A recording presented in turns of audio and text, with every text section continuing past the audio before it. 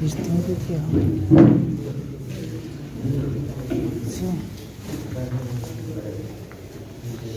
कार्यक्रम का अध्यक्ष कमरेड यहाँ उपस्थित मार्क्सवाद प्रति अभिरुचि राख्ने साथीहरू र खास गरेर युवा विद्यार्थीहरू, अब आज खास गरी यो प्रतिष्ठान गौरीशंकर खड्काको नाममा स्थापित प्रतिष्ठान हो। मलाई हामी राजेन्द्र पनि भन्छौँ। यहाँ सबै साथीलाई थाहा छ हैन, यहाँ जति अहिले माओवादी पार्टीमा आबद्ध साथीहरू हुन्छ उहाँहरूलाई थाहा छ। उहाँको र मेरो बिचमा पनि अलिक विचित्र प्रकारको सम्बन्ध थियो। त्यो महाधिवेशनमा अथवा सम्मेलनमा हात उठाउने बेलामा हामीले कहिले एकातिर हात उठाएनौँ, तर त्यो महाधिवेशनमा या सम्मेलनमा जाँदा आउँदा अरू बेलामा बस्दा हामी प्राय सँगै बस्थ्यौँ। र यो पछिल्लो पटक जब उहाँ सांसद हुनुभयो 64 सालमा, त सांसद भइसकेपछि उहाँलाई सजिलो होस् भनेरै मैले नयाँ बानेश्वरकै छेउमा मिल भवनकै छेउमा एउटा फ्ल्याट लिएको थिएँ र प्रत्येक दिनै त्यहाँ आउनुहुन्थ्यो। त्यहाँ हाम्रो एउटा चौधरी भाइ थिए 70तिरका, उनले हामीलाई खानासाना बनाइदिन्थे। त त्यो घोषितै थियो, धेरै साथीलाई थाहा छ। अब त्यहाँ संसदमा गएर संसदबाट छुटेपछि पनि आउनुहुन्थ्यो, संसद जानुभन्दा पहिला पनि आउनुहुन्थ्यो, त्यही नै बस्नुहुन्थ्यो। तर अलिअलि मलाई त्यो दुख्न चाहिँ सुरु भइसके जस्तो देखिन्थ्यो त्यहाँ, किनभने जहिले पनि सुतिरहने आउने साथ उहाँ सुत्नुहुन्थ्यो। र अब सबैलाई थाहा छ उहाँ एकदम मजाक गर्ने, हामी ठट्टा गर्ने, सबै कुराहरू गर्थ्यौँ। त अहिले जुन प्रकारको स्थिति छ माओवादी आन्दोलनको, एमालेको आन्दोलनको, त त्यो देख्दा यस्ता मान्छेहरू पनि किन लाग्यो होला? अहिले सबैजना धनी हुन बल गरिरहेका छन्। हामी प्रत्येक चोकमा जान्छौँ, सबै बल गरेका छन् धनी हुनलाई, कति बेसरी। त यहाँ यो झापाले कस्ता कस्ता मान्छे जन्मायो। एकजना सिके पर्साई भन्ने हुनुहुन्थ्यो पहिला यहाँ। त 15 सालमा राजाले उनलाई भने,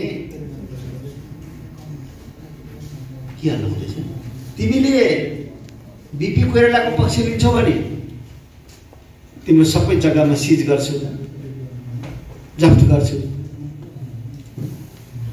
होइन मलाई साथ दिन्छ भने बस नेपालमा भन्दा उनले म बिपीलाई नै साथ दिन्छु भने, र उनीहरूको 205 बिघा जग्गा चाहिँ सरकारले जफ्त गर्यो। र सिके पर्साईको लुवाई खुवाई पहिरन यहाँ कसैले देखेको छ भने एकदमै साधारण, जसको बिट्टा मोडको वरिपरि 205 बिघा जमिन थियो, त्यो सिज गर्यो। त्यो मान्छेको कपडा पहिरन त्यस्तो। उनले जिन्दगीभर नेपाली कांग्रेसको राजनीति गरे।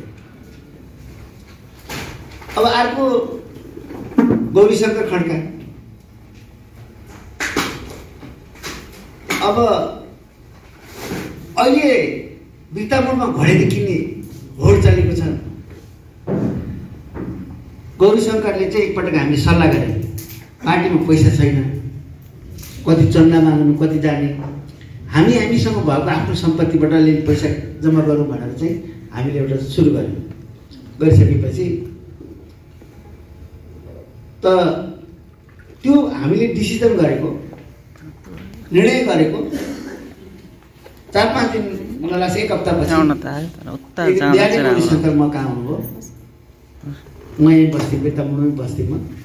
अनि उहाँले मलाई एउटा कागजले बाँधिएको प्याकेट चाहिँ दिनुभयो, दाइ अस्ति हामीले डिसिजन गरेको यहाँ छ भनेर।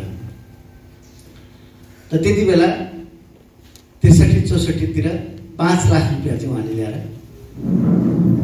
मलाई दिनुभयो यो पार्टी चलाउनको लागि।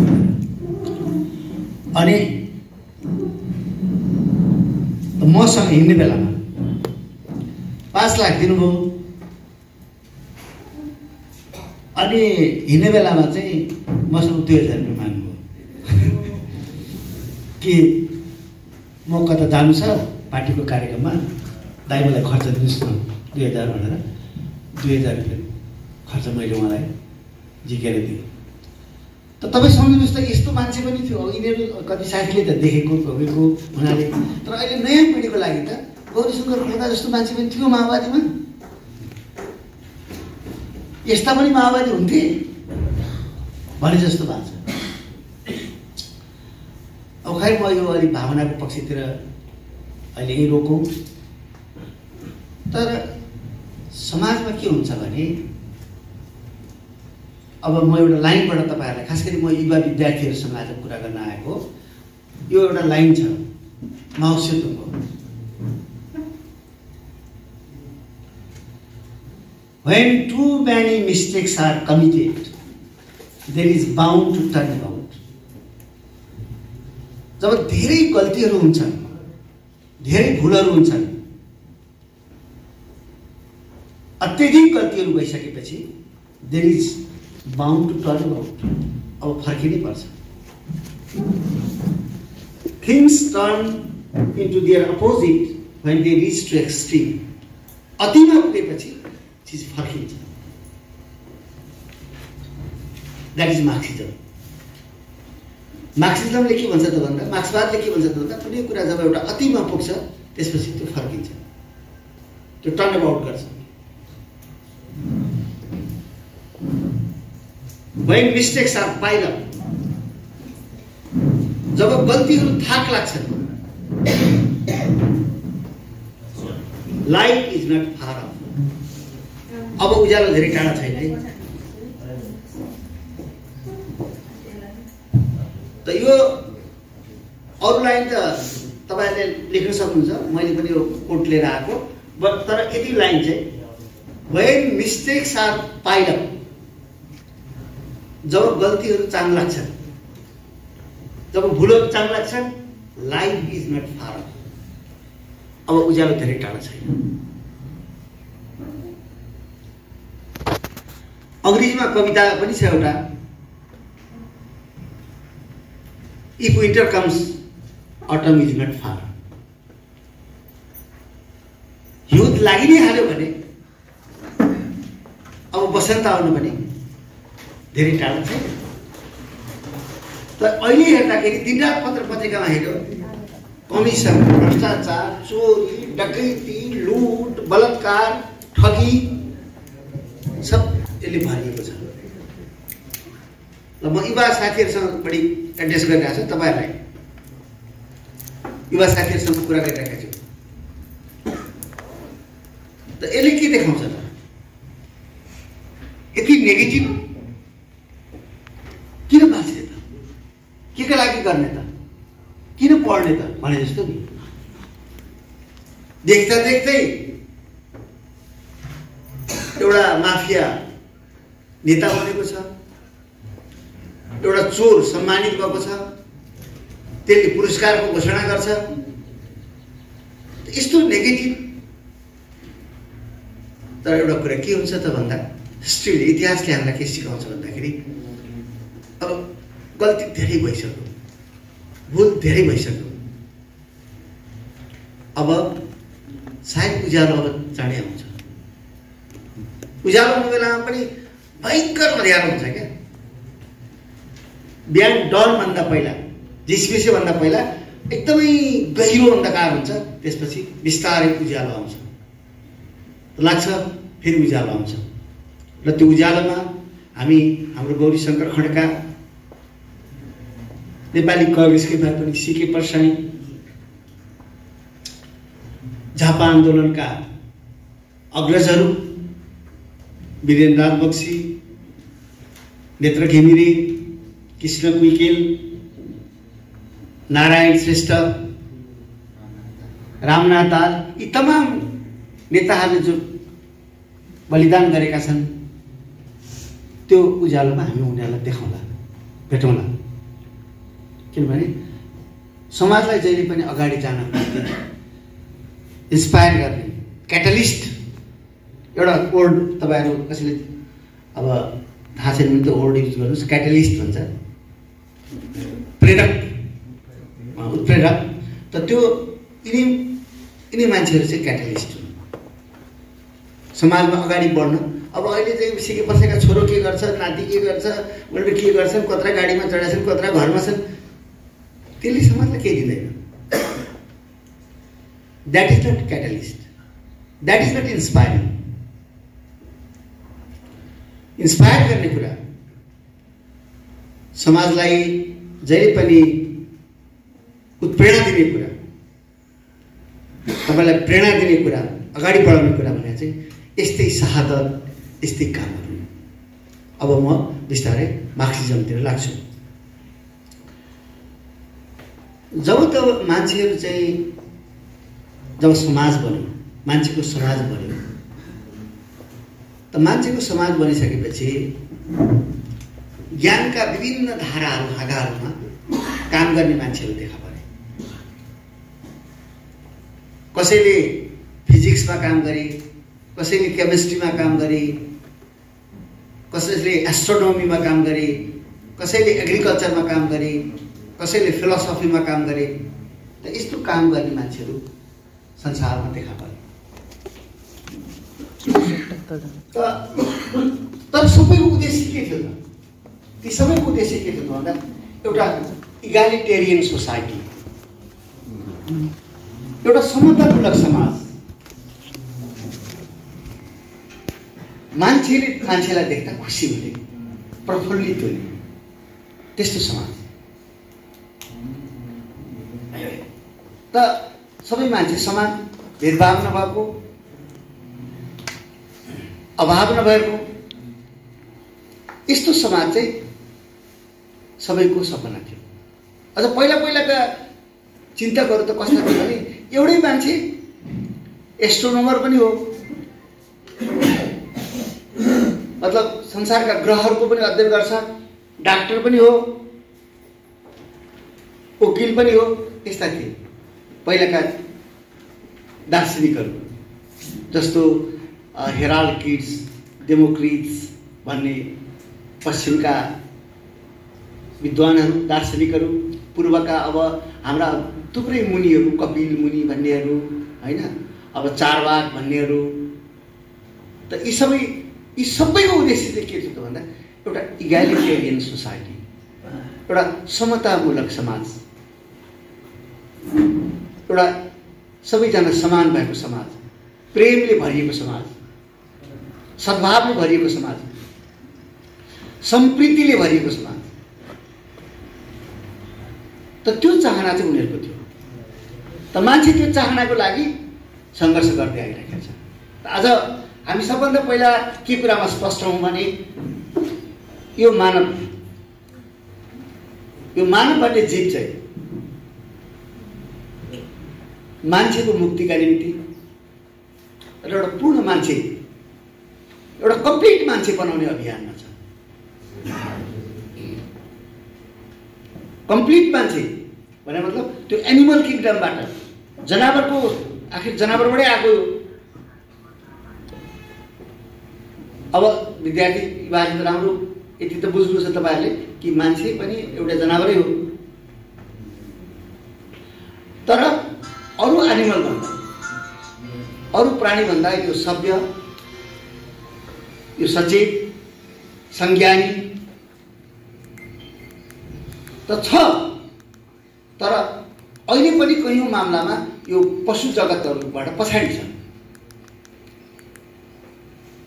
त्यसैले धेरै लेखकहरूले, जस्तो भनौँ टल्स्टयले, अरूहरूले लेखेका छन्, जस्तो घोडाको आत्मकथा लेखेका छन्। त घोडाको आत्मकथा लेख्दा घोडाले के भन्छ भने हामी घोडाहरू बिचमा चाहिँ तिमीहरू मान्छेको जस्तो स्वार्थ चाहिँ हुँदैन, तिमीहरूको जस्तो ठग्ने काम चाहिँ हुँदैन, ढाँट्ने काम चाहिँ हामी गर्दैनौँ भन्छ क्या एउटा घोडाले, एउटा गधाले। तपाईँले मतलब अब मान्छेले घर बनाउँछ, के बनाउँछ त? घर त मौरीले पनि बनाउँछ, योभन्दा राम्रो बनाउँछ, कमिलाहरूले बनाउँछन्। अझ एक खालको चरा छ हाम्रो चिनी टाइपकै भन्नुहोस्, त त्यो चराको त कस्तो छ भने भालेले गएर गुड बनाउँछ अनि पोथी चेक गर्न जान्छ। उसले मन पराएन भने त्यो चुच्चोले भत्काइदिन्छ पुरै, अनि फेरि बिचरा अर्को बनाउँछ। त उसलाई मन परेको बनाइसकेपछि मात्रै अनि दुईजना गएर त्यहाँ बस्छ, उनीहरूको घरबार हुन्छ। त घर त चराले पनि राम्रो बनाउँदो रहेछ। सद्भाव र सहयोग त कमिलामा पनि छ। त मान्छे श्रेष्ठ किन, कसरी श्रेष्ठ हुने? त्यसैले यो मान्छेलाई श्रेष्ठ बनाउन, मान्छेलाई राम्रो बनाउन, जहाँ सौन्दर्यको जित होस्, सत्यको जित होस्, है, सत्यको सौन्दर्यको जित होस्, त त्यो प्रयास गर्ने क्रममा चाहिँ पछिल्लो कालमा, जस्तो पहिला तपाईँलाई थाहा छ गौतम बुद्ध भन्ने आए होइन? गौतम बुद्ध हाम्रै नेपालकै थिए। अलिकति म तपाईँहरूको गौतम बुद्धको बारेमा पनि तपाईँहरूलाई बताउँछु आज। धेरै मान्छेलाई के भ्रम छ भने हाम्रो नेपालको पढाइ पनि त्यस्तै छ। गौतम बुद्धले ज्ञान कसरी पाए त भन्दाखेरि पिपलको रुख बसेर घोटो परेर चाहिँ नाइटो हेरेर बसेको थियो, त्यसरी पाएन। त्यो होइन। गौतम बुद्धको बारेमा राम्रो जान्नु छ भने एउटा किताब तपाईँहरू नोट गर्न सक्नुहुन्छ, revolution and counter revolution in ancient India. Revelation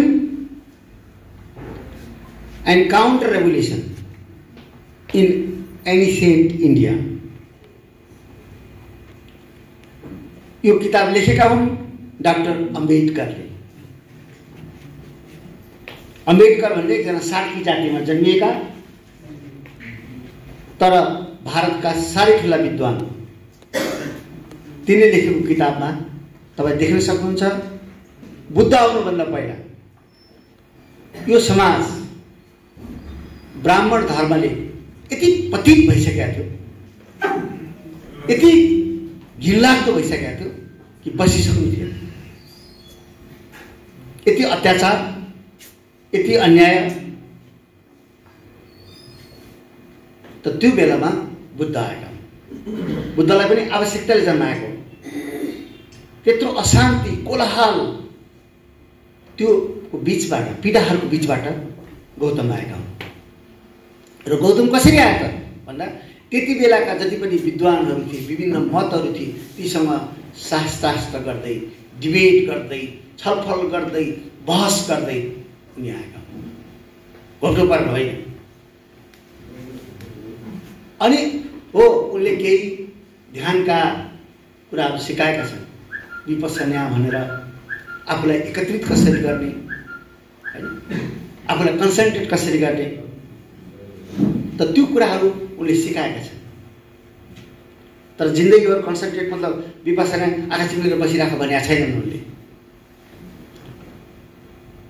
त उनको जुन शिक्षा हो, उनको लर्निङ हो, नेपालमा त्यो फैलिन सकेन। किनभने गौतम पछाडि यहाँ ठुलो दमन हो।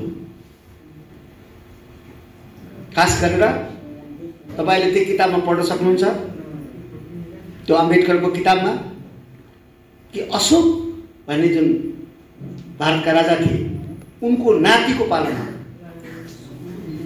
ब्राह्मणहरूले षड्यन्त्र गरेर त्यो राजालाई मारे र मारिसकेपछि बुद्ध धर्ममाथि यति डरलाग्दो दमन सुरु भयो। त्यति बेला बुद्धका मूर्तिहरू थिएन, स्तूपहरू मात्रै थिए। बुद्ध किनभने मूर्ति पूजाका विरोधी थिए बुद्ध त। त्यसले गर्दा बुद्धका जति पनि स्तूपहरू थिए, बुद्धका जति पनि चिन्हहरू थिए, बुद्धका जति पनि अब विभिन्न पत्रमा लेखेका, भोजपत्रहरूमा लेखेका चाहिँ उनका सन्देशहरू थिए, ती सबैलाई जलाइयो, मारियो, दमन भइसकेपछि धेरै भिक्षुहरू भागे त्यहाँबाट। कोही इन्डोनेसिया पुगेछन्, कोही बर्मा पुगेछन्। किन बर्मामा बुद्ध धर्म फैलियो, किन जापानमा बुद्ध धर्म फैलियो, किन इन्डोनेसियामा बुद्ध धर्म फैलियो, किन श्रीलङ्कामा बुद्ध धर्म फैलियो तर नेपालमा फैलिएन त त्यो द्याट इज च्यालेन्ज। त्यो तपाईँहरूको लागि खोजेको विषय हो, त्यो खोज्नुहोस्। ज्ञानको परम्पराबाट काटियो नेपाल। नेपालसँग ज्ञानको भण्डारै छैन, किनभने सबभन्दा ठुलो भण्डारको स्रोत बुद्ध थिए। अब 5000 वर्षको किराँतको सभ्यता थियो, मिथिला वैदेही संस्कृति थियो। त्यो कहीँबाट पनि नेपालले ज्ञान लिएन। नेपालको औपचारिक ज्ञानमा, नेपालको औपचारिक किताबमा, हामीलाई पढाइने स्कुल कलेजमा पढाइने किताबमा भक्तपुरको झ्याल कसरी बन्न थाल्यो त्यो पनि छैन, त्यो झ्याल कसरी बनाउने भन्ने पनि छैन। हाम्रो पहिलाको उपचार प्रथा के थियो, चिकित्सा पद्धति के थियो त्यो पनि छैन। त अहिले त के छ भन्दा बनमारा नचिन्ने डाक्टर तयार भएको छ। हाम्रो शिक्षाले के गरेको छ त भन्दा तितेपाती बनमारा नचिन्ने डाक्टर तयार पारेको छ। मान्छे च्याट्ट काटियो, त्यो तितेपाती मारेर त्यहाँ हालिदिन सक्छ, त्यो रगत रोकिहाल्छ। यो नेपालको परम्परागत उपचार पद्धति हो। तर अब अहिले जो डाक्टर पढेर आउँछ बाहिरबाट एमडी गरेर त्यसले तितेपाती चिन्दैन। अनि काट्ने ठाउँमा के लाउनु भन्यो भने अनि प्रेसक्रिप्सन लेख्न थाल्छ, मेडिसिन लेख्न थाल्छ। त यो शिक्षा भनेको हाम्रो जो ज्ञानको धरोहर छ, जो ज्ञानको लिगेसी छ, जो ज्ञानको परम्परा छ, त्योबाट हामी वञ्चित भयौँ। किन नेपाली यस्ता भयो त? बेला बेलामा कुरा आउँछ नि त, बाहिर जाँदा बडा अनुशासित हुन्छ नेपाली। तपाईँ जापान पुग्नुभयो भने, तपाईँ अस्ट्रेलिया जानुभयो भने, तपाईँ स्विजरल्यान्ड जानुभयो भने त्यहाँ बस्ने नेपालीले खुब सिकाउँछ। यहाँ त खोक्नु हुँदैन, जहाँसुकै थुक्नु हुँदैन, यसो गर्नु हुँदैन, उसो गर्नु हुँदैन भन्छ। यहाँ आइसकेपछि सबभन्दा खराब यसरी गर्छ। हाम्रो जबीको हाँस्नु हो नि त।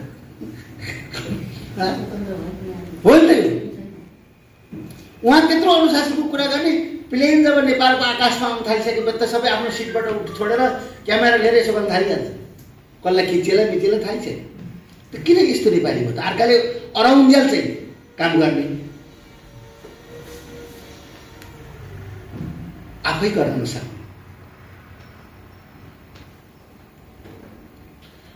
एउटा कसैले अर्कैले उखुका चाहिँ 200 लाँक्रा किनेर लिएर आयो, एउटा मेसिन राखेको छ त्यहाँ, नेपालीलाई लाएर पेलाएर पछि मालिक भएर बस्छ हिसाब गर्न, यति गिलासको हिसाब लिएर। त्यो नेपाली 50 लाख खुर्स के त्यो उखु ल्याएर आफैले त्यो पेलेर बेच्दा हुँदैन, त्यो बेच्दैन। यस्तो किन भयो त भन्दा सबभन्दा ठुलो कुरा त ज्ञान हो। अघि हामी बाटोमा आउँदा कुरा हुँदै थियो क्या, पश्चिमसँग के छ त, युरोपसँग के छ त भन्दा न त्यसको जमिन राम्रो छ, त्यो नर्थ पोलको उत्तरी ध्रुवको छेउमा छ, त्यहाँ केही फल्दैन। आलु र यो जौ भन्दा फल्दैन। फ्रेस वाटर छैन, कलकल बग्ने खोलाहरू छैन, जमेका पानी मात्रै छन् समुद्रका, चिसो छ काहीँ नभएको। तर के छ त भन्दा उनीहरूले आफ्नो दिमाग युज गरे। जस्तो अहिले अस्ति मैले एउटा लेख पढ्दै थिएँ त, जम्मा 12,000 प्रकारको खाना खाँदा रहेछ पश्चिम युरोपका मान्छेले। 12,000 प्रकारको। म त पहिला पत्याएन पनि 12,000 होला भन्ने लागेको थियो, तर 12,000 लेखेर छ। त त्यसमध्ये 8,000 प्रकारको खाना चाहिँ टेम्परेट जोनबाट, उष्ण प्रदेशबाट गरम ठाउँबाट जाँदो रहेछ।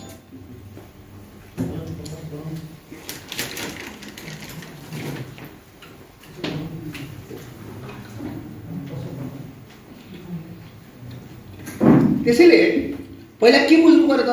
म तपाईँलाई के बुझाउन कोसिस गरिरहेको छु भन्दा कुनै पनि सोसाइटीमा, कुनै पनि समाजलाई अगाडि बढाउनु भनेको तपाईँको ज्ञान हो। तपाईँ ज्ञानमा श्रेष्ठ हुनुहुन्छ, तपाईँ अगाडि बढ्नुभयो। तपाईँले ज्ञानमा श्रेष्ठता छैन भने तपाईँ पछाडि बढ्नु। जस्तो यो माओवादी आन्दोलन, यो माओवादी जब 64 मा आइसकेपछि यसले पहिला शिक्षामा चाहिँ हस्तक्षेप गर्नु पर्थ्यो, पाठ्यक्रम फेरिदिनु पर्थ्यो, शिक्षकहरूलाई फेरि तालिमको व्यवस्था गर्नु पर्थ्यो, त्यहाँ स्कुलमा बढी ध्यान दिनु पर्थ्यो। त्यसपछि के हुन्थ्यो त भन्दा उसले उसको ज्ञान, उसको इन्टलेक्चुअली हेजोगोनी, उसको बौद्धिक प्रभुत्व कायम हुन्थ्यो। ऊ आयो बन्दुक लिएर, बन्दुक हातमा हुन्छ त उसँग शक्ति हो। बन्दुक बिसाइसकेपछि त अब अर्को जो बन्दुक हो, अर्को जो हतियार हो, त्यो भनेको त दिमाग हो, ज्ञान हो। त त्यो हतियार अर्काले प्रयोग गर्यो, त्यो हतियार चाहिँ अर्कै कुरा हो। हामी आयौँ बित्तामोडमा, बित्तामोडको स्कुलको पाठ्यक्रम पनि परिवर्तन भएन, यहाँ पढाउने तरिका पनि परिवर्तन भएन, यहाँका मास्टरहरूको स्टाइल पनि परिवर्तन भएन। त्यसले गर्दा पुरानै शिक्षा, पुरानै तरिका, पुरानै सोचमा अगाडि हामीलाई बसाल्नु पर्यो। त्यसले गर्दा अब यहाँ माओवादी बसिरहेछ, कहीँ पनि सृजनात्मक कामहरू खुलेका छैन। केटाकेटीहरूलाई सङ्गीत सिकाउने, खेलकुद सिकाउने, तालिम दिने, उनीहरूको प्रतिभालाई कसरी अगाडि बढाउन सकिन्छ भन्ने खालको ठाउँ ठाउँमा त्यस्तो विद्यालय हुने त्यो छैन। अस्ति म काकरभिट्टा गएको, गुम्बा मात्रै 8वटा रहेछ। तामाङको बेग्लै गुम्बा, गुरुङको बेग्लै गुम्बा, शेर्पाको बेग्लै गुम्बा। अब मन्दिर पनि त्यस्तै भएको छ। घिमिरेका कृष्ण बेग्लै, कोइरालाका बेग्लै, कार्कीका बेग्लै, खड्काका बेग्लै। What is it? त्यो चाहिँ बढेको छ। अरे भाइ, सर्वव्यापी छन् भनेपछि किन त्यहाँ उसलाई कहाँ एक ठाउँमा कैद गरी राख्नु पर्यो? तर त्यहाँ केटाकेटीलाई जम्मा गरेर तिनीहरूलाई नाच्न सिकाउने, तिनीहरूलाई नृत्यहरूको ज्ञान दिने, सङ्गीतको ज्ञान दिने, हार्मोनियम बजाउन सिकाउने, मेन्डोलिन बजाउन सिकाउने, उनीहरूको प्रतिभालाई चाहिँ मुखरित पार्ने त्यो छैन। होला नि त, हाम्रा केटाकेटीहरूमा कतिजना चाहिँ म्याराडोना जस्तै फुटबल खेल्ने लुकिरह होला। हामी कहाँ एकदमै राम्रो गीत गाउनेको नाम भन्न त, युवाले गाउँछ। जस्तो नारायण गोपाल होलान्, मेहदी हसन जस्तो होलान्। मेहदी हसन भन्ने नाम सुन्नुभएको छ? छैन। दक्षिण एसियाको सबभन्दा मिठो आवाज, उनी गजल गाउँछन्, सुन्नु होला कुनै बेला युट्युबमा।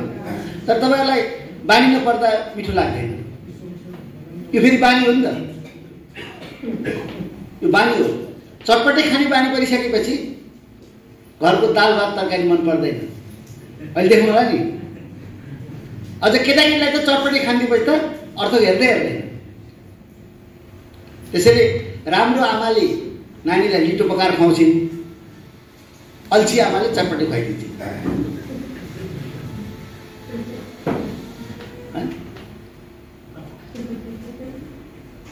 एनिवे, त हामी माओवादी छौँ, एमाले छौँ, कम्युनिस्टहरू यत्रो हारी भएको समाजमा किन कुनै त्यस्तो संस्था खोल्दैन? सङ्गीत सिकाउने, खेलकुद सिकाउने किन खोल्दैन? मन्दिर मात्र किन खोल्छन् त भन्दा यहाँ बौद्धिक रूपमा जसले हिजोदेखि शासन गर्दै आइरहेको थियो त्यसैको शासन कायम छ। त्यो यति डरलाग्दो हतियार हो, त्यो बन्दुक बम सबैभन्दा शक्तिशाली छ। हिजो माओवादीले बन्दुकले बस उठ भन्यो, हामीले भन्यौँ।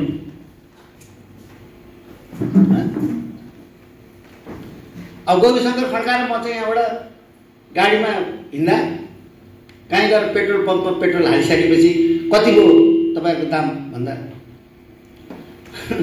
हजुर के यस्तो भन्ने पैसा नलिने क्या डर। होटेलमा हामी बसेर खायौँ भने अनि हामीले भन्थ्यौँ हामी त्यस्तो होइनौँ, हामी पैसा तिर्छौँ भन्थ्यौँ।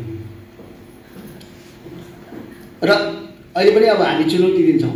म मेरो दिवंगत साथी सँगसँगै हामीले यहाँको कुनै पनि पुँजीपतिसँग, यहाँको कुनै पनि धनीमानी मान्छेसँग कहिले त्यसरी हात थापेनौँ।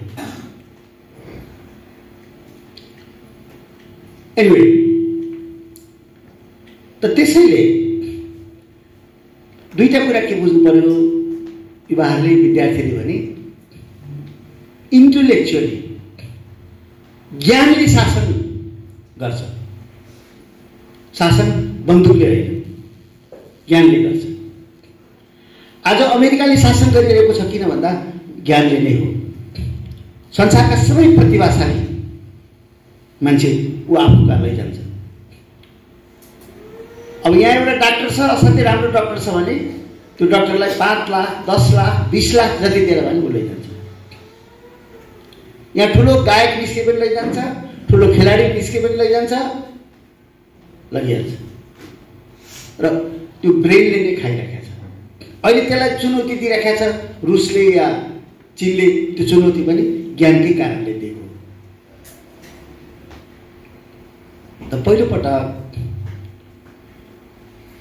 एउटा इगालिटेरियन, एउटा राम्रो समाज बनाउनको निम्ति चाहिँ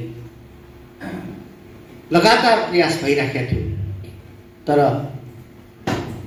आजभन्दा करिब 150 वर्ष 200 वर्ष 200 वर्ष 202-3 वर्ष भयो।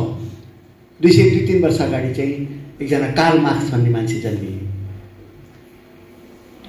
त ती कार्ल मार्क्स भन्ने जर्मनमा जन्मिएका, पढ्दै गए, पढ्नमा राम्रो थिए, मेधावी थिए। तर अरू जर्मनीहरूको तुलनामा, अरू जर्मन युवाहरूको तुलनामा त्यति सुन्दर थिएन। रङ उनको श्याम रङ थियो। अब उनीहरू जस्तो एकदम गोरो, जर्मनीहरू जस्तो एकदम गोरो होइन।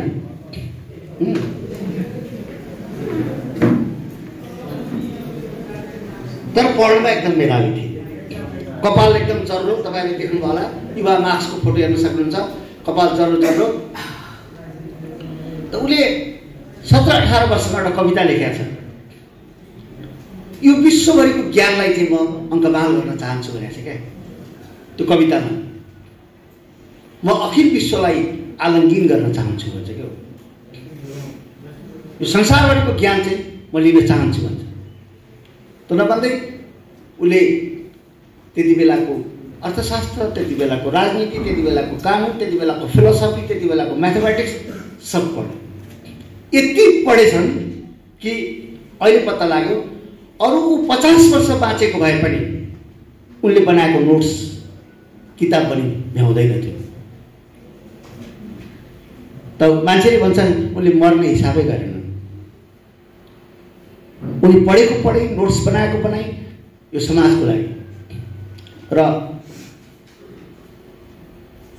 अब म अलिकति तपाईँहरू युवालाई भन्छु, त उनको भेट चाहिँ त त्यहाँ त्यही जर्मनमा एउटा राज परिवार, एकदम रोयल फ्यामिली, धनी सम्रान्त वेस्टफालेन भन्ने परिवार थियो।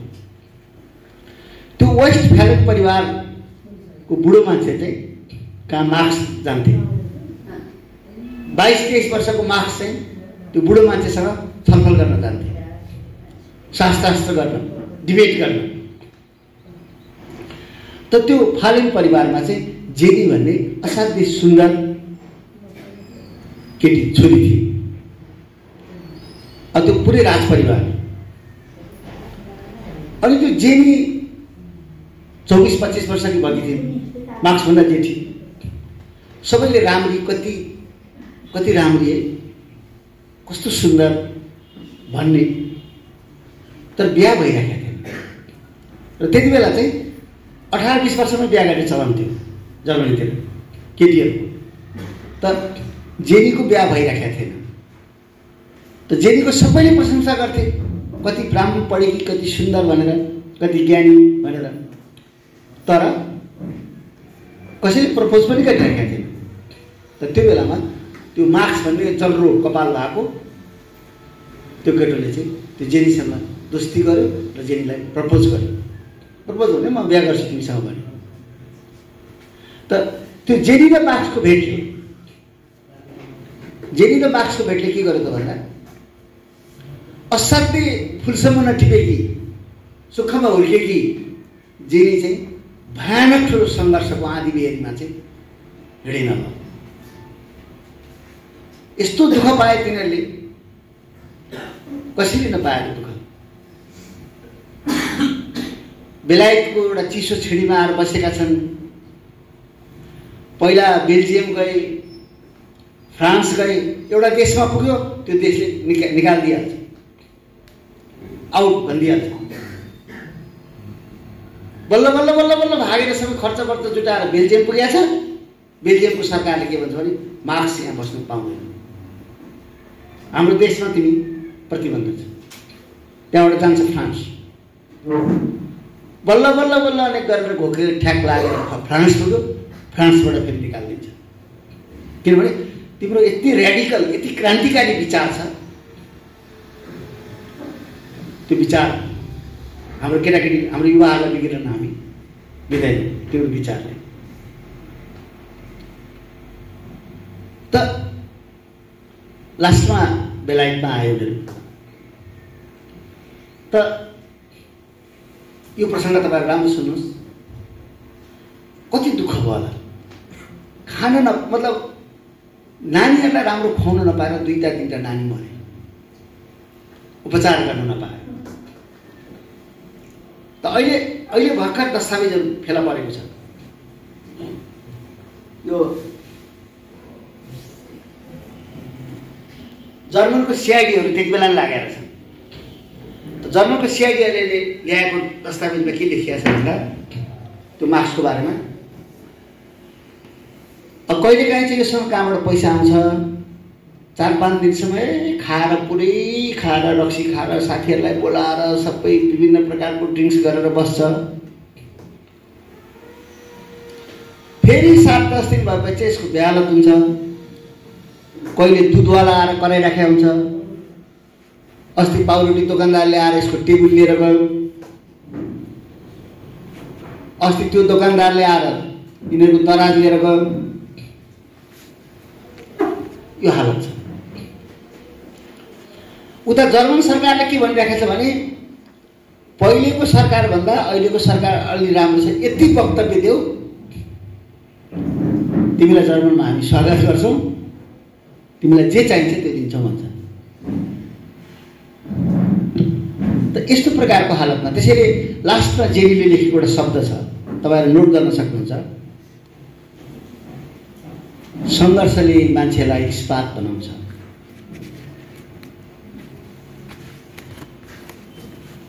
प्रेमले मान्छेलाई उत्साहित तुल्याउँछ। प्रेमले मान्छेलाई उत्साहित तुल्याउँछ, सङ्घर्षले मान्छेलाई इस्पात तुल्याउँछ। यो चाहिँ जेनी मार्क्सको भन्ने। त त्यो मार्क्सले 30 वर्षको उमेरमा जुन एउटा कम्युनिस्ट घोषणा पत्र लेखे।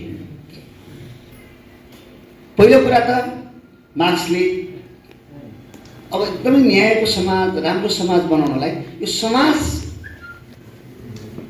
विकासको नियम के हो पत्ता लगाउनु, समाज कसरी विकास गर्छ, समाज कसरी अगाडि बढ्छ, त्यो नियम पत्ता लगाउने कोसिस गरे उनले। समाज हिँड्ने नियम, समाज अगाडि बढ्ने नियम, समाजको विकासको नियम। त त्यो पत्ता लगाएर 30 वर्षको उमेरमा चाहिँ उनले कम्युनिस्ट घोषणापत्र चाहिँ तयार पारे, the manifesto of communist party. अब त्यो कम्युनिस्ट घोषणापत्र 30 वर्षको एउटा केटोले लेखेको, तर त्यो जति भाषामा छापिएको छ र त्यो संसारमा जति छापिएको छ त्यो करिब 50-60 पेजको किताबले संसारमा जति उथलपुथल ल्याएको छ त्यस्तो कुनै किताबले ल्याएको छैन। त्यसले संसारको भाग्य नै फेरिदिएको छ त्यो 50-60 पेजको किताब कम्युनिस्ट घोषणापत्र। तपाईहरु युवाहरुले त्यो पढ्नुस्। अब हामी केही दिनभित्रमा यहाँ एउटा पुस्तकालय, यो 4 आइलदेखि काकरभिट्टाको बिचमा कहीँ न कहीँ एउटा सानो पुस्तकालय राख्छौँ। त त्यहाँ आएर तपाईहरुले किताबले अरु लिन सक्नुहुन्छ। हामी किताब जम्मा गर्दैछौँ। कम्युनिस्ट घोषणा पत्र त त्यो लेखे मार्क्सले। र मार्क्सले सबभन्दा पहिला कुरा के पत्ता लगाए भने समाज कसरी अगाडि बढ्छ, समाज कसरी हिँड्छ त भन्दा उले सबैको अध्ययन गर्दै गइसकेपछि आफूभन्दा अगाडिका विद्वानहरू, ज्ञानी मान्छेहरूको सबैको पढ्दै गइसकेपछि उनी के पत्ता लगाए भने उनले हरेक वस्तुभित्र द्वन्द्व छ। हरेक वस्तुभित्र द्वन्द्व छ। हरेक पदार्थभित्र द्वन्द्व छ। जस्तो फिजिक्समा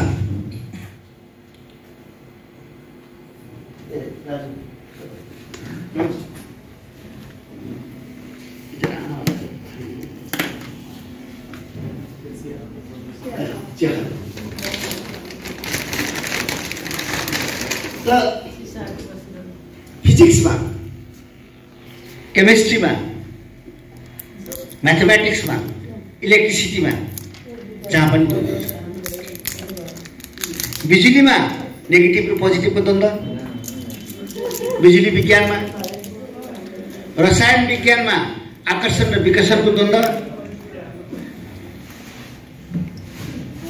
मैथमेटिक्समा प्लस र माइनसको द्वन्द्व हैन।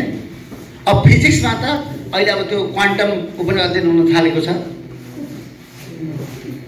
त त्यहाँ द्वन्द्व नै छ। चिया आउँदैछ, एकछिन बस्नु, चिया खाएर जाउँ। अब बसिहाल्यो यति बेर। अनि समाजमा चाहिँ हेर्नुहोस् है, समाजमा 3 प्रकारको द्वन्द्व छ। एउटा त सिधा सिधा लुटी खाने र गरी खानेहरूको बिचमा द्वन्द्व छ। लुटी खाने र गरी खानेको बिचमा द्वन्द्व छ।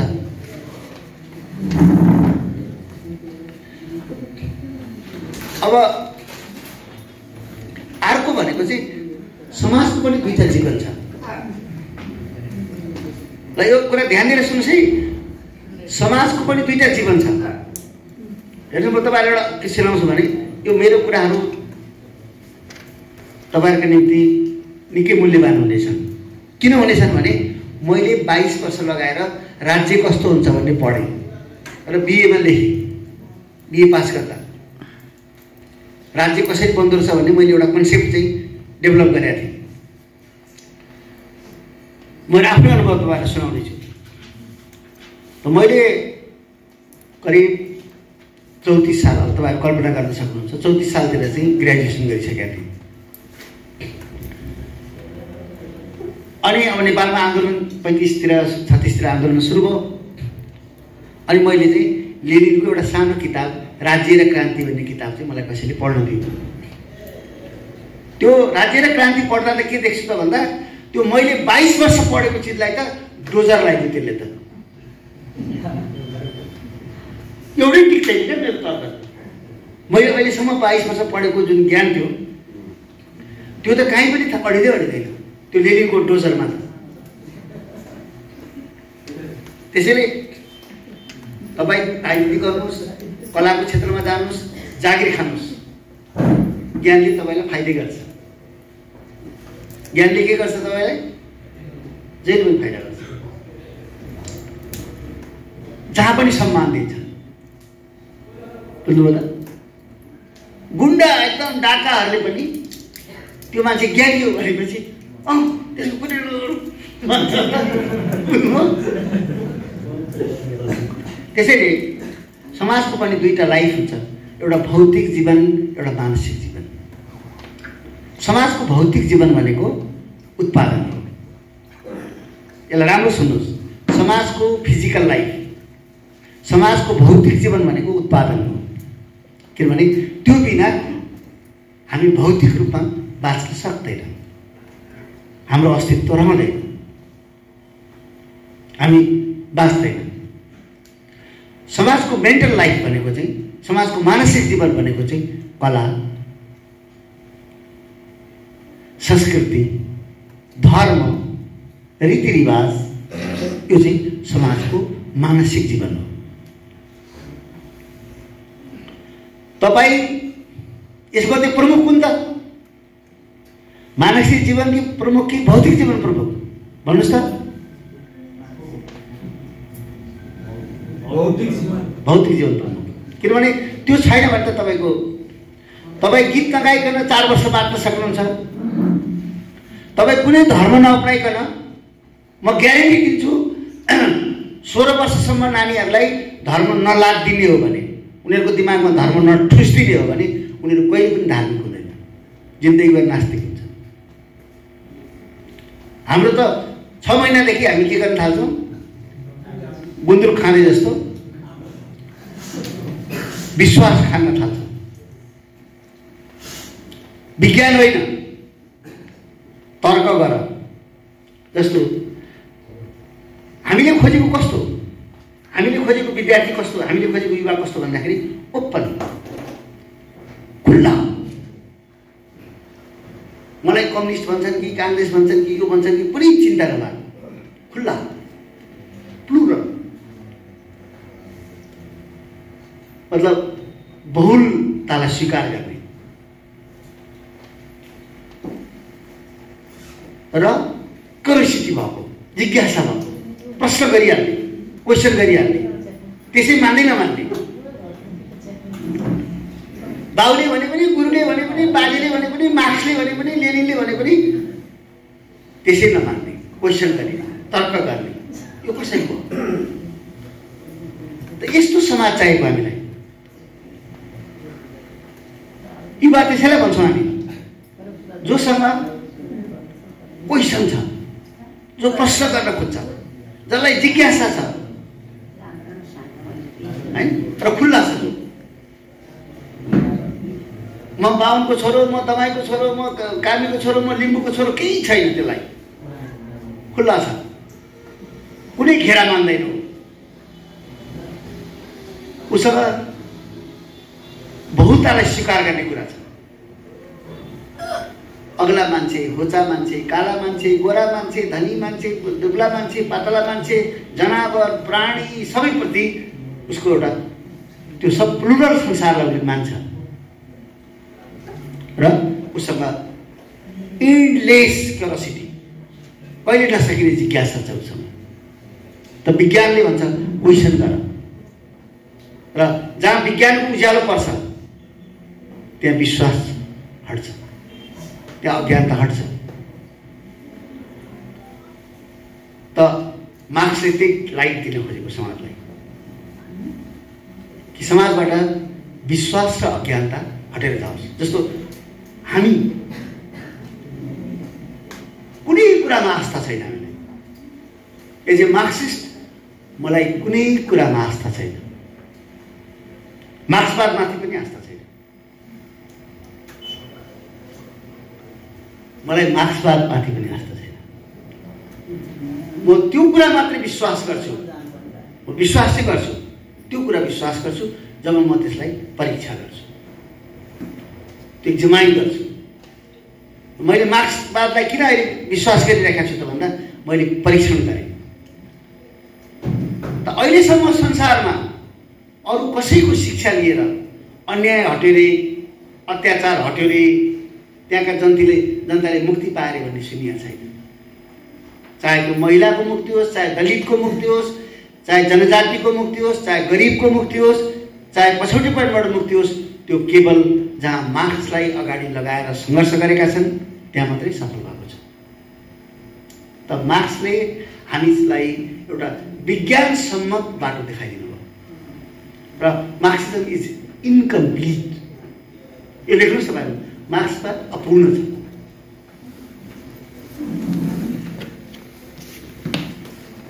अरू जम्मै पूर्ण छन्।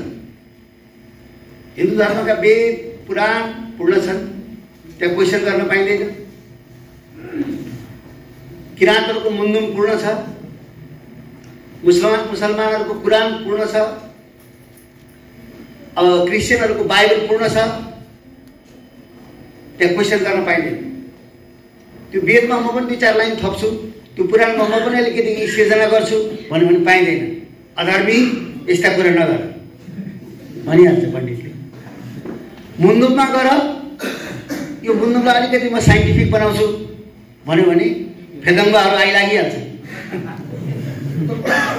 तर मार्क्सिजममा चाहिँ जहिले पनि इन्कम्प्लिट छ। यो स्पेनमा एउटा घर छ क्या, त्यो 150 वर्षदेखि बनेको बनै छ। जहिले जाँदा नि केही न केही बनिरहेको देखिन्छ क्या त्यसको। त्यस्तै मार्क्सिजम चाहिँ पनि त्यसरी नै बिल्ड भइरहेछ, बन्दैछ। अहिले पनि मार्क्सवादलाई धेरै चिज चाहिएको छ, धेरै चिज विकसित गर्नु परेको छ अहिलेको संसार चल्ने गरी। त त्यो चुनौती चाहिँ कसलाई छ? युवालाई। अब हामीले मार्क्सिजमको सहायताले सामन्तवादसँग लड्यौँ, हामी राजासम्म फाल्यौँ हामीले, होइन? यो गौरीशङ्कर हाम्रो पिँढीले राजतन्त्र फ्याँकिदियो, जसको सम्झनामा हामी आज यहाँ बसेका छौँ। तर जब पुँजीवादसँग लड्ने बेलामा चाहिँ पुँजीवादले हामीलाई प्रदूषित गरिदियो। पुँजीवादले नै हामीलाई लल्याक्नु बनाइदियो। पुँजीवादको बानी, पुँजीवादको गीत, पुँजीवादको सङ्गीत, पुँजीवादको शैलीले हामी सबैलाई के गर्यो त भन्दा खतम गरिदियो। त्यसैले तिमी युवाहरूसँग हामी के भन्छौँ भने संसारमा तिमीले राम्रो बनाउने हो भने त्यो पुँजीवादसँग तिमी लड्नुपर्छ। किनभने पुँजीवाद अमानवीय छ, पुँजीवादसँग युद्ध छ, हिंसा छ। त्यो सिरियामा त्यत्रो वर्षाउने, अन्त वर्षाउने। अब कसैले भन्छ माओवादी पनि त हिंसाको भनेर, तपाईँहरूले सुन्नुभयो होला, माओवादी पनि त हिंसा गर्छ भनेर। त हाम्रो चाहिँ हिंसालाई अलि बुझिदिनुहोस्। यहाँ के थियो भन्दा हामी आउनुभन्दा अगाडि, हामी लड्न थाल्नुभन्दा अगाडि चाहिँ के थियो भने हतियारमा एकाधिकार थियो। केही मुठीभर मान्छे हतियारमाथि चाहिँ एकाधिकार थियो। हतियारकार रहन्थ्यो ब्यारेकमा, हतियारकार रहन्थ्यो पुलिसको गार्डमा। अनि त्यो हतियारले कसको आदेश मान्थ्यो? यहाँ पाका मान्छे पनि हुनुहुन्छ, त्यो हतियारले खालि पुँजीपतिको मात्रै आदेश मान्थ्यो। गरिबहरूले जङ्गल फाड्न लागे, खानको लागि, बस्नको लागि भने त्यहाँ पुग्थ्यो त्यो बन्दुक। केही युवाहरूले चाहिँ समानताको कुरा गरिसकेपछि नेत्र घिमिरे रामनाथ ताललाई चाहिँ मार्न बन्दुक गयो। त्यहाँ माथि जङ्गलभित्र गएर त्यो बन्दुकले हान्यो, मार्यो हाम्रा युवाहरू। त बन्दुकमा उनीहरूको एकाधिकार थियो, मोनोपोली। हामीले देख्नु शक्ति त त्यही रहेछ, त्यही बन्दुकले तस्काउँछ हामी सबैलाई। पहिला के गजामुजु गर्यो, डन्टे पुलिस आउँछ, त्यो पुलिससँग पनि लड्न खोजेपछि बन्दुक आइहाल्छ भनेपछि यो बन्दुकमाथिको एकाधिकार तोड्नुपर्छ भनेर हामीले डिसिजन गर्यौँ। अहिले जे जे भए पनि यी हाम्रा नेता हामी सबै त्यति बेला सुनै थियौँ। त हामी पनि त्यति बेला यो बन्दुकको कुरा गरिरहँदाखेरि 30-32 वर्षकै थियौँ। प्रचण्डहरू अलिक बढी 34सम्मको थियो। त हामीले यो एकाधिकार तोडिदिउँ भने यो बन्दुक हामीले आदेश दिँदा चाहिँ पड्किन्छ कि पड्किँदैन? राजाले आदेश दिँदा पड्किन्छ, जनरलले आदेश दिँदा पड्किन्छ, कर्णेलले आदेश दिँदा पड्किन्छ, जमिदारले आदेश दिँदा पड्किन्छ, ठाकुरले आदेश दिँदा पड्किन्छ। त 5 थालमा पदमसुन्दर लावतीले आदेश दिँदा पड्किन्छ, ताप्लेजुङमा विष्णु महादेवले आदेश दिँदा पड्किन्छ भने यो गरिबले अर्डर दिँदा यो पड्किन्छ पड्किँदैन भनेपछि हामीले के गर्नु त भन्दा बन्दुक खोस्यौँ, ठाउँ ठाउँको बन्दुक खोस्यौँ। खोसेर अब लुकाउने कहाँ? हाम्रो त ब्यारेक छैन, गारद छैन। दमाईको घरमा, सार्कीको घरमा, मुर्सहरको घरमा, राजवंशीको घरमा, गरिब बाहुनको झुपडीमा गएर बन्दुक राख्यौँ हामीले र आउँदा हामीले दिएको हाम्रो पनि मागुल छाड्दैछ। त्यो ट्रिगरमा थिचेर जा त्यसलाई लडाइदियो भनेपछि लडाइदिने त हामीले त्यो हाम्रो चाहिँ रियाक्टिभ थियो। हजारौँ वर्षदेखि जो एकलौटी गर्दै आएका थिए त्यो एकलौटी हतियार हामीले खोसेर हिर्काएको पड्काएको। जस्तो यहाँ त वृन्दावनमा त जादु जस्तो गरेर गरिदिउँ हामीले दिउँसै। त्यही चाराली छ थाहै छ तपाईँहरूलाई। हाम्रा 4 जना केटा गरेर चाहिँ बन्दुक लिएर उता बसेपछि चारालीको आर्मी नै आएन। हाम्रा 4 जना केटा यता बसे र वृन्दावनमा दिउँसै आएर चाहिँ हतियार लिएर गए। त भनेपछि बन्दुकमाथिको जो उनीहरूको एकाधिकार थियो त्यसलाई ध्वस्त गरिदिउँ हामीले। तर सधैँभरि बन्दुकले त शासन हुँदैन। तपाईँ घोडामा चढेर युद्ध जित्न सक्नुहुन्छ तर शासन गर्नु तपाईँ घोडाबाट उत्रिनै पर्छ। त घोडाबाट उत्रिसकेपछि जुन हाम्रो ज्ञान, हाम्रो सोच, हाम्रो चिन्तन चाहिँ यहाँ हाबी बनाउनु पर्थ्यो, यहाँ लागू गर्नु पर्थ्यो, त्यहाँ हामीले सकेनौँ। र उल्टै पुँजीवादी चिन्तन, पुँजीवादी सोच, पुँजीवादी स्टाइलले हामीलाई घाइते गर्दै लग्यो, कमजोर बनाउँदै लग्यो। We must admit it. हामीले स्वीकार गर्नुपर्छ। त्यसैले तपाईँ युवाहरूसँग के भन्छौँ भने हेर्नुहोस्, पुँजीवाद भनेको बर्बरता हो। अहिले पनि संसारमा जति पनि युद्ध भइरहेका छ, जति पनि रक्तपात भइरहेको छ पुँजीवादले गरेर, चाहे सिरियामा गराओस्, चाहे इरानमा गराओस्, चाहे इराकमा गराओस्, चाहे अफगानिस्तानमा, त्यो कुनै कम्युनिस्टले, कुनै सोसियलिस्टले गराएको होइन। त्यसलाई समाप्त पार्न त्यसको विकल्प भनेको समाजवाद। अब अलिकति तपाईँ लेख्नुहोस्, पुँजीवाद लेख्नुहोस् त। पुँजीवाद अस्थिरता, असमानता,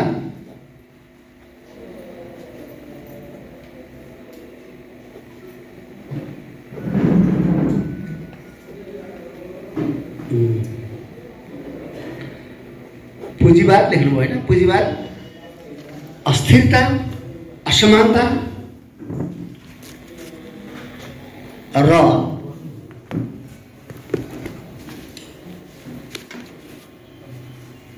अत्याचारको दोस्रो नाम हो।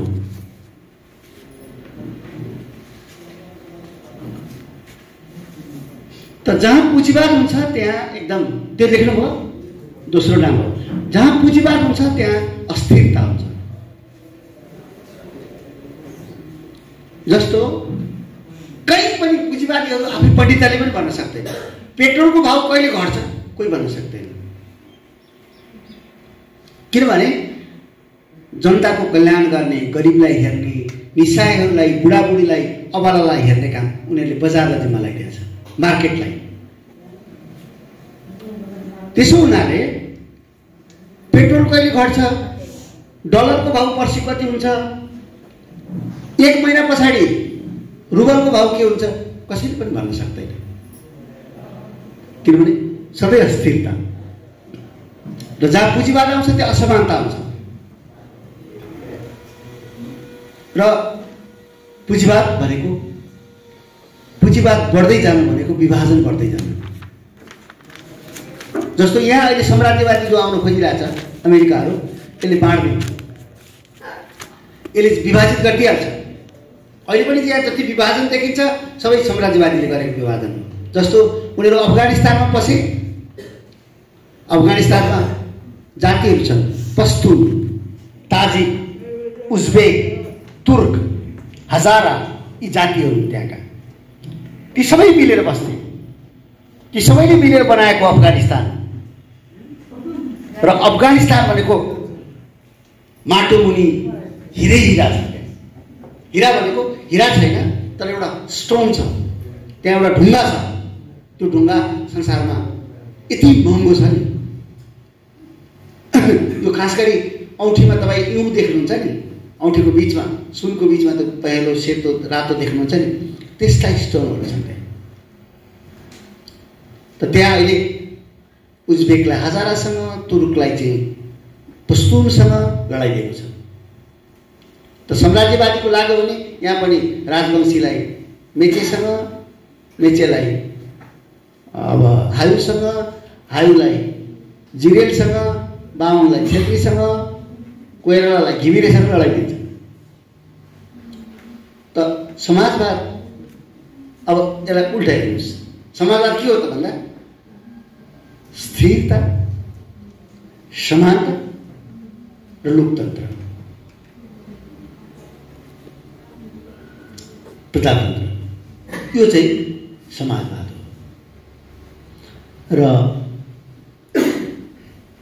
मार्क्सले सबभन्दा ठुलो उनले गरेको कन्ट्रिब्युसन, उनको ठुलो योगदान के हो त भन्दा मान्छे, तपाईँ हेरिराख्नु भएको छ, तपाईँ जानुहोस्, तपाईँ बाटो गएर हेर्नुहोस्, यति राम्रो बिल्डिङ बनाउँछ, मन्दिर बनाउँछ, पुल बनाउँछ त्यो मजदुरले, तर उसलाई त्यो बनाएको पनि आनन्द छैन। उसले बाध्यतामा बनाउँदैछ, किनभने खानुको बाध्यतामा बनाउँदैछ। काठको सिकारमै आउँछ, यति राम्रो राम्रो बुट्टा भर्छ, यति राम्रो बनाउँछ, पलङ बनाउँछ, दराज बनाउँछ। आज तपाईँले बिल्डिङहरूमा, घरमा देख्नुहुन्छ, जसले यो बनाउँछ नि तिमीले एक रात पनि भित्र बस्न पाउँदैन।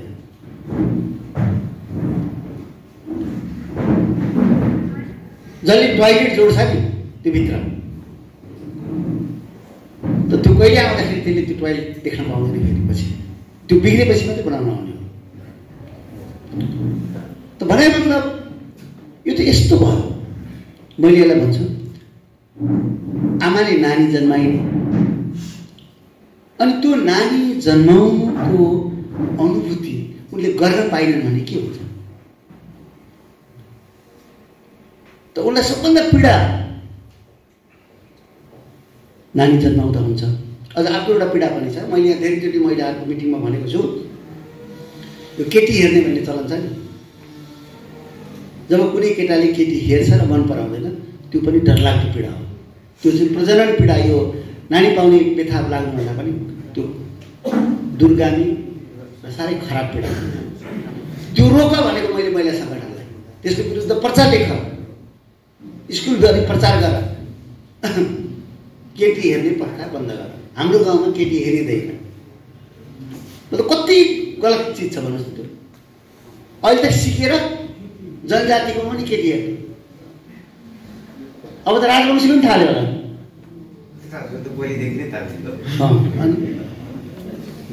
त त्यसले गर्दा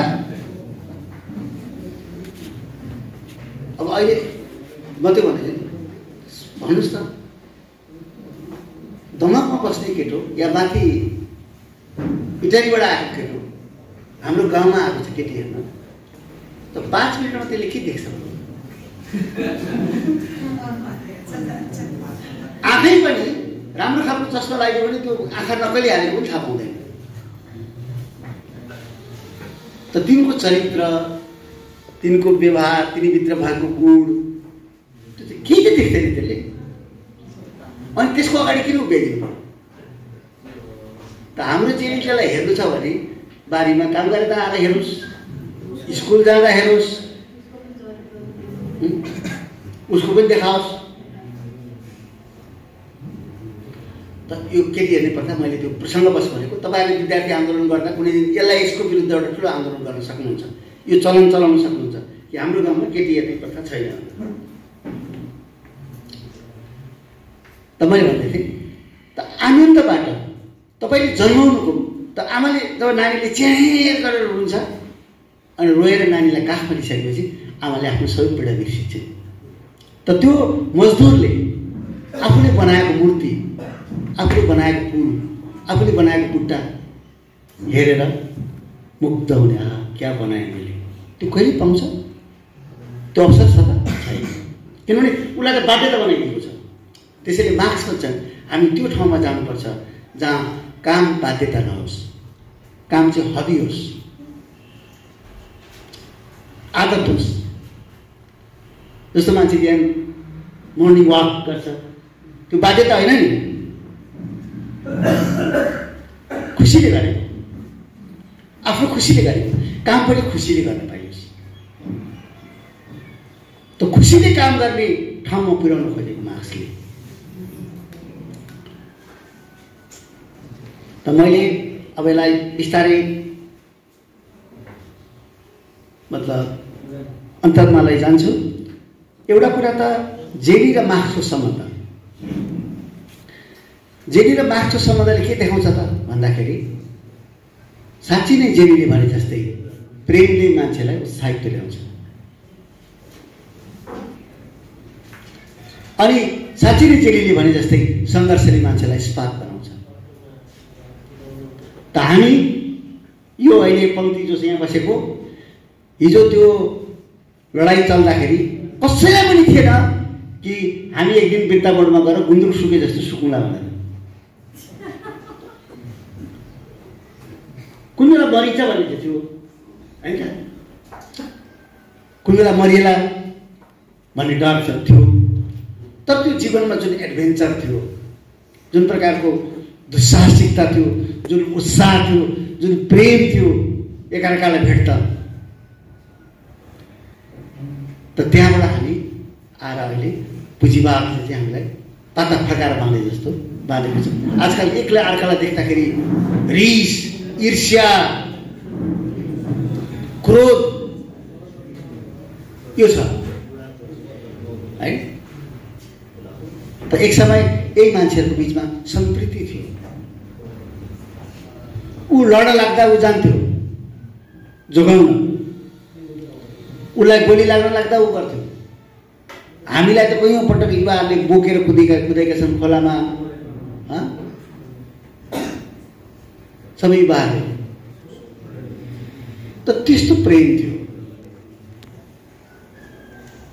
एकको सुरक्षा गर्न अर्को रातभरि जागा बस्थ्यो। त त्यो प्रकारको समाजवादी सम्प्रीतिबाट हामी एकअर्कालाई उछिन्ने, एकअर्कालाई धक्का दिने छिर्के हामीमा आउँदैछौँ। र त्यसै हुनाले पुँजीवाद गलत छ होइन। र अब म त्यहाँ भन्छु त तपाईँहरूको पनि युवा हुनुहुन्छ, तपाईँहरूले पनि जिन्दगीभरमा बिर्सने के गर्ने हो भने सङ्घर्षले तपाईँलाई स्पार्क बनाउँछ, सुविधाले तपाईँलाई अपाहिज बनाइदिन्छ। अपाहिज भनेको बुझ्नुहुन्छ के भन्छ त्यसलाई? अपाङ्ग बनाइदिन्छ। सुविधाले चाहिँ अपाहिज बनाइदिन्छ। त्यसैले निरन्तर सङ्घर्षमा लाग्नु राम्रो कुरा हो। अब अर्को कुरा म त कन्क्लुड गरौँ कि अघि मैले भने त समाजको पनि दुईटा लाइफ छ भने के भने मैले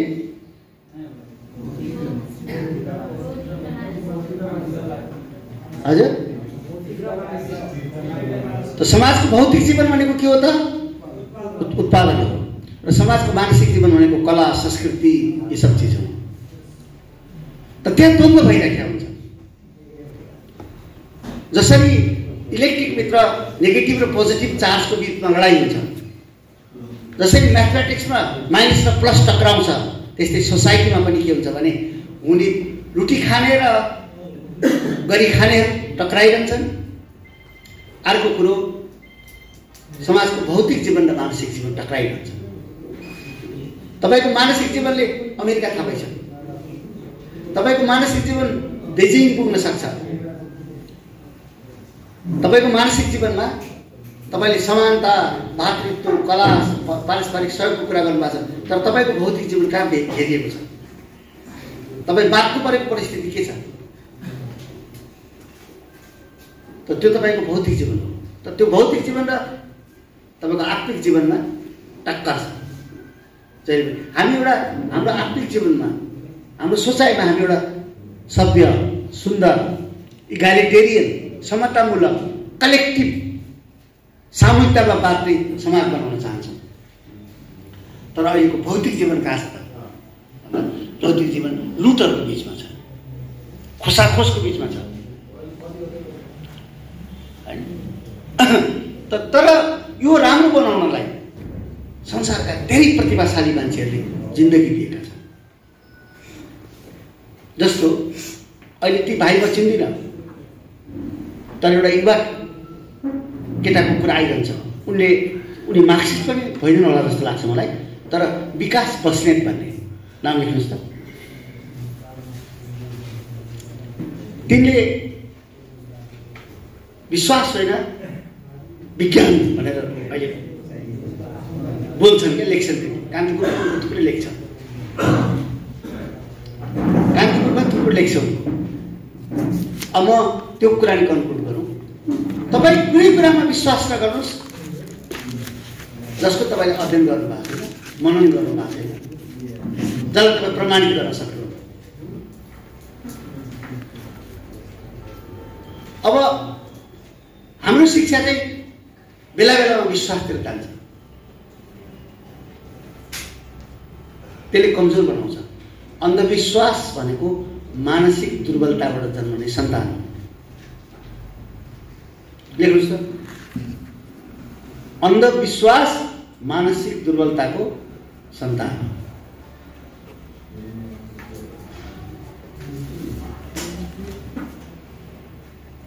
अब विज्ञानले कस्तो छ, कस्तो मतलब हाइटेक छ, आँख बिचै के खेल भन्छ त्यसलाई, लुकीछिपी खेल।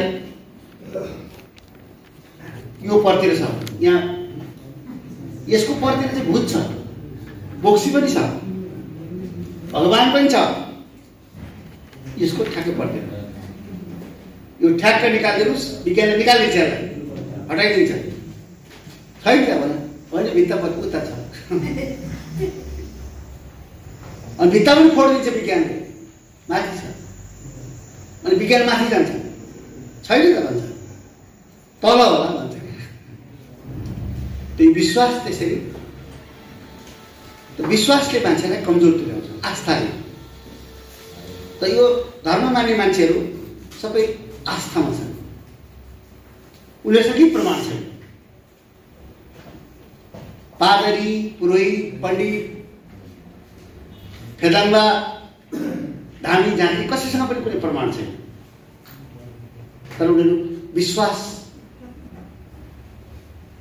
त कम्युनिस्टहरूले के गर्नु पर्थ्यो, हामीले के गर्नु पर्थ्यो भन्दा सबै धामी, झाँक्री, फेदाङ्गा, पूजा ओजा गर्ने यस्तो सबैलाई बोलाएर उनीहरूलाई आधुनिक तालिम दिने, ब्लड सुगर जाँच सिकाउने, ब्लड प्रेसर जाँच सिकाउने, इन्जेक्सन दिन सिकाउने, सबै सिकाएर एउटा सर्टिफिकेट दिने। र उनीहरूसँग केही काम लाग्ने कुरा छ भने त्यो लिने। उनीहरू जस्तो जडीबुटी चिनाइदियो भने त्यो जडीबुटी लिने। अनि अरू कुरा चाहिँ तपाईँहरू अब यो बन्द गर्नुहोस्, यो अन्धविश्वास फैलाएर नहिँड्नुहोस्। अहिले पनि यी पनि जहाँ सबभन्दा गरिबी छ त्यही छ। म त्यहाँ धुलाबारीमा बस्छु, धुलाबारी बजारतिर कम छ। अलि सानो गाउँतिर गइसकेपछि त्यहाँ टाउको दुख्नै हुँदैन एउटा महिलालाई। त्यो क्या परकीले हेरेको थिएँ नि त सुरु भइहाल्छ। अहिले पनि त्यहाँ विश्वास छ कि राति यहाँ बत्ती बालेर बोक्सी हिँड्थे।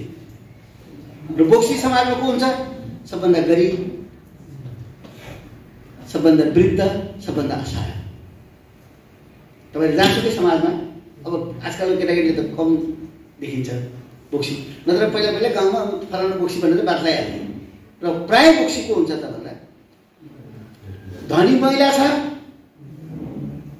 महिला बुढी भई धनी छिन् भने त्यहाँ चाहिँ नानी लिएर गएर आशिक थाप कहाँको हजुरले आशिक दिनु पर्यो। अनि गरिब महिला छ भने चाहिँ त्यो बोक्सी, तर देखाउनु हुँदैन नानी। त त्यो पनि त्यो क्लास स्ट्रगलै हो। त्यसैले अब युवाहरूलाई म के भन्छु भने तपाईँ विश्वासमा होइन आस्था नगर्नुहोस्, विश्वास गर्नुहोस्। You believe in something that has a proof that you can prove. तर आस्था नराख्नुहोस्, केहीमा पनि आस्था नराख्नुहोस्। एक दोस्रो कुरो, तपाईँ विज्ञानमा विश्वास गर्नुहोस्, साइन्समा। अब हेर्नुहोस् त, अद्भुत गरेको छ नि डार्विनको एउटा किताबले, ओरिजिन अफ स्पेसिसले। उसलाई थाहै थिएन, ऊ त महिला विरोधी, महिला उत्पीडन त्यस्तो मान्छे नि। तर उसले जो आविष्कार गर्यो नि, त्यसले महिलालाई मुक्त हुने हतियार दियो। ऊ आफै चाहिँ ऊ कन्सियसली महिलालाई तल्लो दर्जाको ठान्थ्यो डार्विन। तर उसले जुन चिज पत्ता लगायो नि, जुन इन्भेन्सन गर्यो नि, र जुन किताब लेख्यो नि उसले, द ओरिजिन अफ स्पेसिस, त्यसले चाहिँ महिलाहरूलाई लड्ने हतियार प्रदान गर्यो। डार्विनले गरेका छ, आइन्स्टाइनले गरेका छ। अस्ति भर्खर जुन मरे स्टिफन हकिन्स, त यी तमामले, यी सबै, स्टिफन हकिन्सलाई हेर्नुहोस्, ऊ ट्रम्पको विरोधी थिए, ऊ लिबरल कुरालाई समर्थन गर्थे। आइन्स्टाइनले त समाजवाद किन भनेर किताबै लेखेका छन्। त सबै मान्छे जो नयाँ कुरा अनुसन्धानमा छन्, कि नयाँ कुरा जन्माउँछन्, संरचना गर्छन्, ती सबै समाजवादतिर ढल्किन्छ। किनभने समाजवाद चाहिँ मानव मैत्री छ, प्राणी मैत्री छ। एउटा समाजवादीले पर्यावरणको पनि रक्षा गर्नुपर्छ भन्छ, ऊ प्लानेटको पनि चिन्ता लिन्छ, यो ग्रहको पनि चिन्ता लिन्छ, देशको मात्रै होइन। त जस्तो भनौँ न, इन्फिनिट त केही पनि छैन, अपरिमित त केही पनि छैन। अपरिमित भनेर बुझ्नुहुन्छ? के अरे बाँदरको त अपरिमित भने सीमाहीन त केही पनि छैन नि त। तपाईसँग पानी जति भने त्यति छ त छैन, तपाईसँग जङ्गल जति भने त्यति छ त छैन, तपाईसँग अक्सिजन जति भने त छ छैन। सबै चिजको एउटा सीमा छ। अब अहिले नेपालमा के भइरहेको छ, यसलाई अहिलेको करेन्ट इस्युसँग जोडौँ। नेपालका पढे लेखेका तर बैमानहरू के भनिरहेका छन् भने नेपालले चाहिँ बिजुली बेच्नुपर्छ, नेपालले चाहिँ भारतलाई बिजुली बेच्नुपर्छ। एमसिसी किन चाहियो भन्दा भारत हाम्रो बिजुली धेरै भइसक्यो, कति धेरै हो त भनेर आउँदैछ नि त भन्छन्। हिजो हाम्रै पार्टीको एकजना उद्योगी पनि इन्टरभ्यू दिँदै थिए, 15,000 मेगावाट आउनु लागेको छ भन्दै।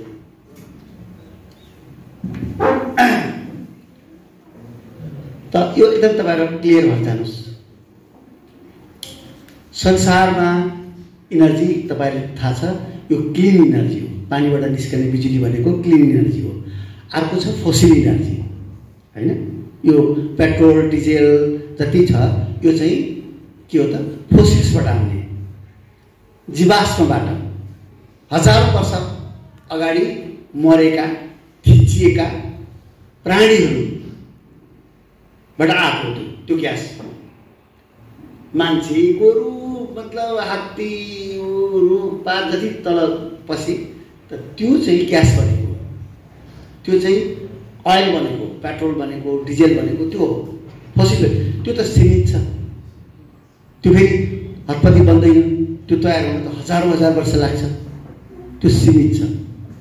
अब अर्को चिज हो यो क्लिन इनर्जी, पानीबाट निकाल्ने जो इनर्जी हो त्यो चाहिँ क्लिन इनर्जी। संसारमा कुनै पनि देशले क्लिन इनर्जी बेचेर धनी भएको छैन। अब यहीँ सोध्नुहोस् नेपालमा, मेरो एकदम लेभेल अब्जर्भेसन, म कुनै इन्जिनियर होइन, म विद्युतको इन्जिनियर होइन, तर म मार्क्सिस्ट हुँ,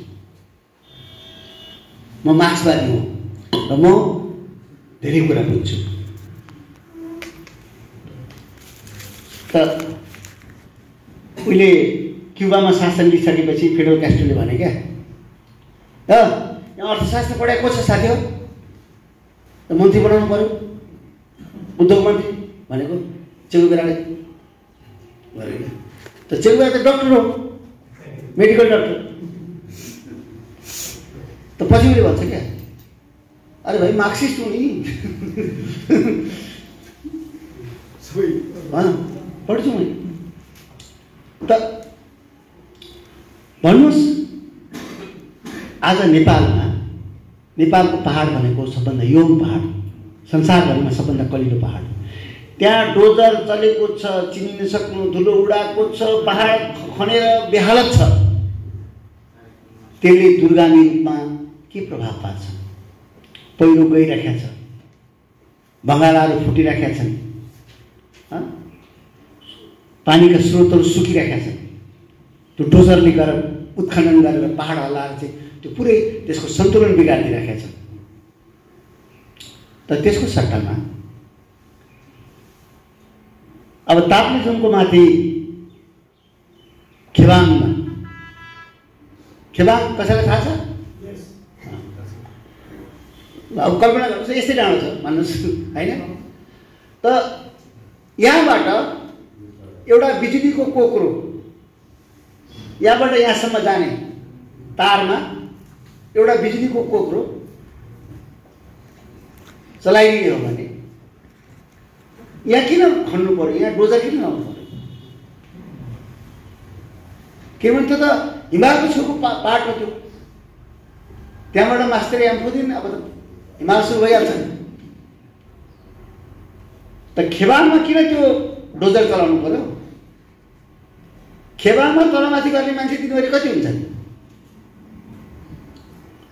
त रज्जु मार्ग यत्रो बिजुलीको देश धनी छ भनेको छ, त दुईटा डाँडामा बिजुली चलाइदिउँ न।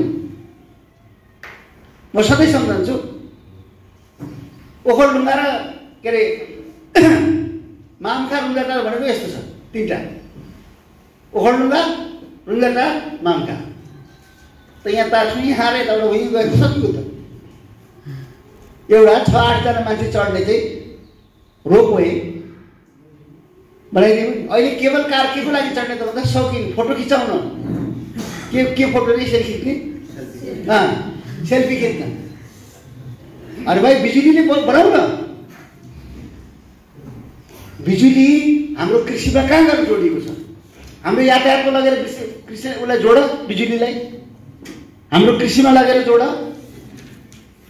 हाम्रो घरधन्दामा जोड।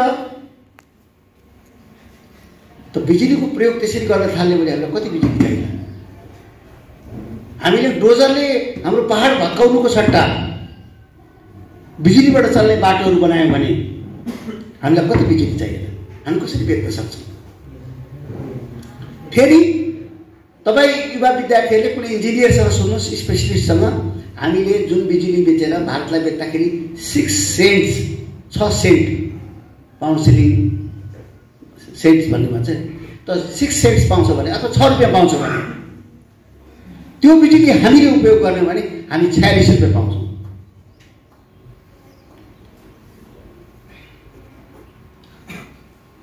त हामी बेच्नै सक्दैनौँ। हाम्रो यति धेरै आवश्यकता छ। आज पनि हाम्रो गाउँघरमा घन्टा चलिरहेका छ, जाँतो चलिरहेका छ, आज पनि हरुली जोतिरहेका छन्। त त्यो ठाउँमा बिजुली पुर्याउने हो भने र बिजुली त्यहाँ कृषिमा जोड दिने हो भने हामीलाई बिजुलीको त्यत्रो जरुरी छ। तर यहाँका डिग्री भएका बैमानहरू के भन्छन् भने नेपालको अहिलेको प्राथमिकता भनेको बिजुली बेच्नु, प्रसारण लाइन हो, ट्रान्समिसन लाइन हो।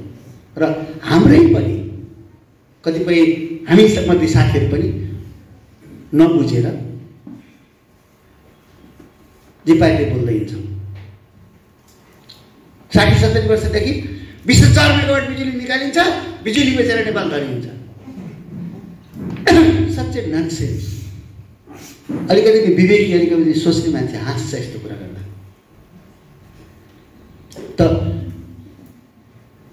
कुरा के छ भन्दा जो स्कुलिङ छ, अमेरिकाले अरूले दिएको स्कुलिङ छ, त्यो स्कुलिङले के गरेको छ भन्दा मान्छेको चेतना नै डामाडोल छ। तर एउटा कुरा बुझ्नुहोस्, संसारमा सबभन्दा विलक्षण ज्ञानी मान्छे भनेको चाहिँ कार्ल मार्क्स, बुद्ध, आइन्स्टाइन जस्ता मान्छे, जसले सिङ्गो मानव जातिकै, प्राणीकै, यो प्लानेटकै स्थितिलाई चेन्ज गरिदिन्छ। त ती ज्ञानीहरू सबै समाजवादका पक्षधरहरू हुन्। बुद्ध आफ्नो जमानाको सोसियलिस्ट, जातपात नमान्ने, हिंसाको विरोधी। तर हेर्नुहोस् त दुर्भाग्य, हामीले त्यो बुद्धलाई आफ्नो बुद्धको रूपमा कहिले लिएनौँ। हाम्रै पुर्खा, हाम्रै पूर्वज भनेर कहिले लिएनौँ। तर उनी कसरी आए त बुद्ध भन्ने कुरामा पनि तपाईँ अब गहिरो गरी पढ्नुहोस्। मैले तपाईँलाई सामग्रीको बारेमा भने, बुद्ध त्यति बेला ब्राह्मण धर्मले समाज यति क्लान्त थियो, त्यो बेलामा आएका हुन्। माओले भने जस्तै, when the mistakes are piled up, the light is not far off. त त्यो बुद्ध पनि त्यो अत्याचार, त्यो खतम स्थितिमा चाहिँ बुद्ध आए। र बुद्ध कसरी आए त भन्दा ध्यान गर्दै आँखा चिम्लिँदै आएनन्। बुद्ध अम्ला ठडाउँदै, प्रश्न गर्दै, बहस गर्दै आए। अनि उनले सिकाए लास्टमा, तिमीले आफूले मानसिक रूपमा आफूलाई शान्ति पाउनको निम्ति ध्यान पनि गर्नुपर्छ, केन्द्रित हुनुपर्छ, कन्सन्ट्रेट गर्नुपर्छ आफूले। त्यो त एउटा पाठ मात्रै हो। र त्यसैले अब हामीले सुन्यौँ, लास्टमा कति टाइम भयो, अब लास्टमा सुन्नुहोस्, म भनेको पुँजीवाद, हामी भनेको समाजवाद। म पुँजीवाद, हामी समाजवाद। म प्रथम हुन्छु पुँजीवाद, म प्रथम हुन्छु पुँजीवाद, हामी सफल हुनेछौँ समाजवाद।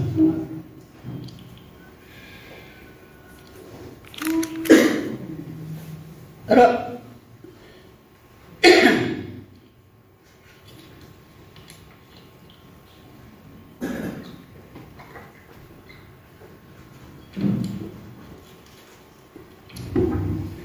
सबै कुरा केवल मान्छेको लागि पुँजीवाद,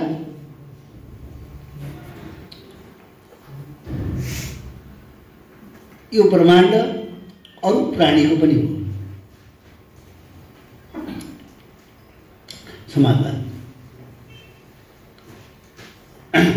किनभने यो प्लानेटमा, यो हामी बस्ने जुन घर हो, हाम्रो पृथ्वी भन्ने जुन घर छ, त त्यो घरको मा यी सबै चिजको साझा हो। मान्छेले उछिनेर आयो एउटा कुरा हो, तर मान्छेको सट्टा अब गधाले पनि त उछिनेर आउन सक्थ्यो होला। एकछिन मान्नुहोस्, मान्छे जङ्गलमै चलिरहेको आउन सक्थ्यो, अहिले रुखमा झुन्डिएर। ती सबै प्राणी प्रकृतिले आफ्नो ब्यालेन्स गरेको छ। जस्तो सर्प पनि चाहिन्छ प्रकृतिलाई, किन त भन्दा यो विषालु वातावरण भएको विषालु चिज चाहिँ उसले ग्रहण गर्दो रहेछ। फटेङ्ग्रा पनि चाहियो, किरा पनि चाहियो, सबै चिज चाहियो। त अरू सबै प्राणी मर्ने हो भने मान्छे बाँच्छ? त्यसो हुनाले समाजवादले यो पृथ्वी साझा हो भन्छ, सबै प्राणीको साझा हो। पुँजीपतिहरू के भन्छन् भन्दाखेरि मान्छेको लागि मात्रै हो, मान्छेमा पनि, अनि मान्छेको लागि भन्ने पहिला, अनि मान्छेको लागि पनि गोरा मान्छेको लागि हो, उत्तरी गोलार्धमा बस्नेको लागि हो। All that nonsense. त्यसैले आज तपाईँहरूसँग, खास गरी युवा विद्यार्थीहरूलाई म के भन्छु भने, मैले अघि पनि भने, तपाईँहरू खुल्ला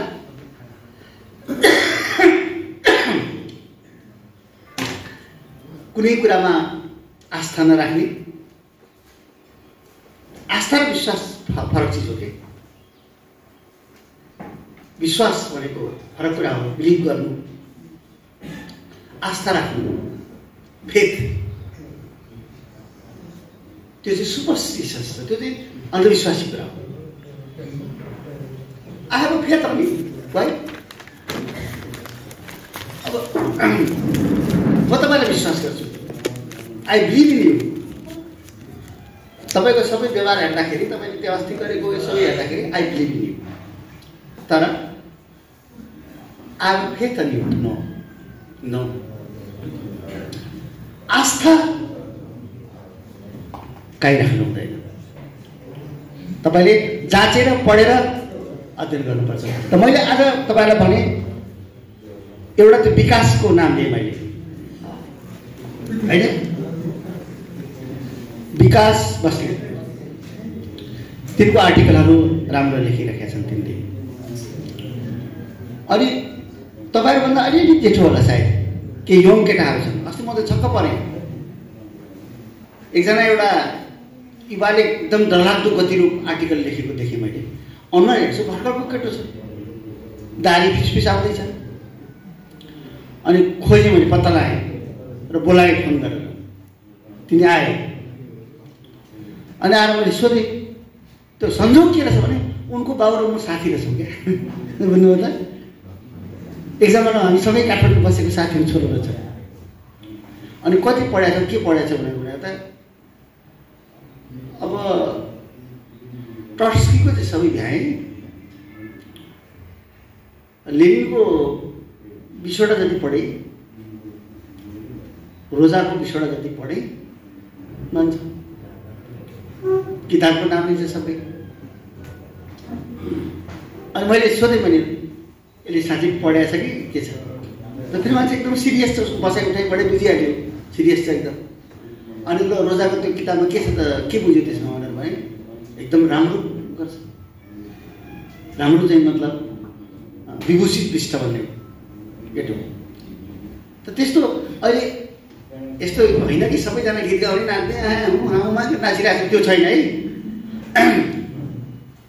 अब हामी जसरी 52 सालमा हुँ आएका थियौँ, त्यस्तो आउन चाहिँ बाँकी छ, तर आउँदैछ है। झिल्का चाहिँ देखा पनि थालेको छ, सबै बिग्रिरहेका छन्, सबै नाचिरहेका छन्, सबै ड्रग्समा गए, सबै माफिया भए, सबै त्यो फेसनको पछाडि लाग्यो भन्ने कुरा होइन। अहिले पनि केही झिल्काहरू चाहिँ देखिँदैछ पूर्व पश्चिममा। त्यसो हुनाले झिल्का छ भने दावानल आउन सक्छ। दावानल भन्छ क्या त्यो ठुलो डरलाग्दो आगो लागेकोलाई नि। त जब झिल्को छ भने दावानल आउन सक्छ, आउँछ। त अहिले समाजमा जुन प्रकारको फेरि माओवादीकै कुरामा हामी जाउँ, अब यो मार्क्सिजम त्यही हो भन्छन् उनी। जब कुनै कुरा अति हुन्छ त्यसपछि त्यो उल्टिनु पर्छ, उल्टिनै पर्छ। Once the mistakes are piled up, light is not far. गल्ती यति चाल्नु लागिसक्यो नेपालमा, काङ्ग्रेसले, हामीले, एमाले यति गल्ती गरेका छौँ, गल्ती चाहिँ हो राख्ने ठाउँ छैन, चाल्नु लागिसक्यो। त्यसैले अब उज्यालो धेरै टाढा छैन। त पहिला पनि 48 सालमा, 46 सालमा, 36 सालमा जुन प्रकारको डिबेटहरू हुँदै गयो, जुन प्रकारको निराशा, जुन प्रकारको कुण्ठा, जुन प्रकारको खराबीले चाहिँ 52 साल जन्मा। त सधैँभरि बन्दुकै पड्किनुपर्छ भन्ने छैन, तर अब ज्ञान पड्केला जस्तो छ। त युवाहरू तपाईँहरू थोरै आउनुभयो, जति आउनुभयो तपाईँहरू सबैलाई धन्यवाद छ। र अबदेखि गौरीशङ्कर प्रतिष्ठानले, यो गौरीशङ्कर प्रतिष्ठान, गौरीशङ्करको जीवनकै कारणले पनि यो प्रतिष्ठानलाई अलि रमाइलो पनि बनाउनु। मलाई लाग्छ गौरीशङ्करै भएको भए यस्तो एकरस मात्रै गर्दै हुन्थ्यो, खालि भाषण गर्ने, नेता आउने मात्रै गर्दै हुन्थ्यो। सबै तपाईँले सबै थाहा त कति उनको मजाक हुन्थ्यो होइन। अहिले एउटा उनले गरेको मजाकमा भन्नु, उनी जहिले प्रचण्डपट्टि लाग्ने, म बाबुरामपट्टि लाग्दिनँ, उनको र मेरो लागि। अनि हाम्रो एउटा साथी बाबुरामपट्टि लाग्ने साथी चाहिँ खुब किताब लेख्ने, यत्रो किताब लेखेको छ क्या उसले। अनि गौरीशङ्करले एकजनालाई भनेछन्, होइन हो बाबुरामजीसँग को छ भन्नुहोस् त। उनको बोल्ने स्टाइल पनि त्यही थियो, को छ? हारी जिती रामलाई। अब त्यो अर्को एउटा छ, त्यसले किताब यत्रो लेखेको छ, त्यो किताब माथिबाट लडेर चल्नेमा लाग्यो भने मरिन्छ। तर किताबमा केही छैन, उडाएको क्या उसले। यस्ता किताब लेख्दैछन् त्यहाँ। भनेपछि किताब चाहिँ मोटो, गौरीशङ्करको भाषामा त्यो किताब सिकेर आएर चल्नेमा लाग्यो भने मान्छे मर्ने, तर पढ्दा चाहिँ केही पनि छैन। त्यसले गर्दा अब अर्को पटकदेखि चाहिँ हामीले के गर्यो भने, तपाईँहरू सबैलाई थाहा छ, गौरीशङ्करको निम्ति हामीले पहुँच भएन मात्रै। यहाँ आयोजक साथीहरूलाई मैले धेरै आलोचना त गर्दिनँ, तर राम्रो तयारी गरेर राम्रो पहुँच गर्नु भएको भए यति मात्रै मान्छे आउँदैन थियो। त्यहाँ गौरीशङ्करलाई व्यक्तिगत रूपमा माया गर्ने मान्छे त जो कुनै पार्टीमा छैनन् ती पनि सैकौँडौँ छन्, एक बिर्ता मोड्ने। गौरीशङ्करको कार्यक्रमको निम्ति तिमीले सहयोग गर भने जति पनि सहयोग गर्ने मान्छे छन्। मै चिन्छु, मलाई थाहा छ। अप्ठ्यारो पर्दा हिजो पार्टीमा मैले भन्थेँ गौरीशङ्करलाई, ल तपाईँले 1 घन्टाभित्रमा 5 लाख रुपियाँ लिएर आउनु पर्यो। अब गौरीशङ्करको बानी कसले दिन्छ भन्ने ल्याउनै पर्यो भनिसकेपछि गौरीशङ्कर एकछिनपछि हराएर गयो भने 5 लाख रुपियाँ आयो। किनभने त्यति मान्छेले विश्वास गर्ने उसलाई। त्यसले गर्दा यसलाई अलिकति साधन स्वरूप पनि बढाउनु र युवाहरूलाई यिनीहरूलाई नै भनेर, जस्तो अब काकाडभित्र साइडमा त्यहाँ प्रतियोगिता गराउँदै त्यहाँबाट छानेर लिएर आऊ 5-7 जना 10 जना। अब उता हाम्रो के अरे राजगढ साइडबाट ल्याऊ, यता बनियानी साइडबाट लिएर आऊ, दमक साइडबाट ल्याऊ, सलिसरी साइडबाट लिएर आऊ। विद्यार्थीहरू खास गरी हामीलाई यहाँ आज मैले माओवाद पढाएँ त, हाम्रो पार्टी त पढाइनँ नि मैले तपाईँहरूलाई। तर यस्तै विज्ञानको बारेमा, विवेकको बारेमा, होइन, सौन्दर्यताको बारेमा, प्रेमको बारेमा, यी समाज कसरी राम्रो बनाउने भन्ने बारेमा छलफल गर्नको निम्ति अनि उनीहरूलाई के गर्दा इन्करेज गर्न सकिन्छ। उनीहरूले कविता लेखेर ल्याउनु, उनीहरूले निबन्ध लेखेर लिएर आउनु, हामी पुरस्कार दिउँ।